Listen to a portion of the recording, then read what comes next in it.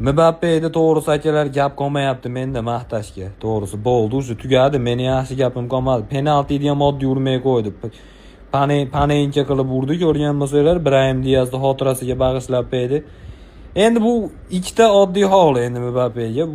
Urmasa ham bo'lmaydi endi, chunki o'zingizlar bilan Mbappe'da olayotgan oyligiga La Ligada pasradan ikkita komanda sotib olsa ham bo'lsa kerak-ku. O'zi buncha oylikka sentrdan o'tib tepkani o'zi devyatkaga kira olish kerak meni o'ylashim bo'yicha. Chunki bizning komandada ham 22 ta millioner o'ynaydi. Onasini ham bitta ham kambag'al o'ynatmaymiz biz. Ashunda ham mashinchalik yurishibdi ham, u jinni so'kaman baribir. Men mana komandani muxlislariga hayron qolaman-da. Stadionni to'laveradi. Bitta ham kubok yutmasa ham mana komandani muxlislari bilasizlarmi? Elchi-pelchilarda ham stadion to'laveradi. Bizda eng kuchli komandalarimiz o'ynasa ham bir qachon stadion terma jamoamizda zo'rg'a to'ladi. Lekin shularning muxlislariga hayron qolaman haqiqatdan. Yaxshi dam olinglar.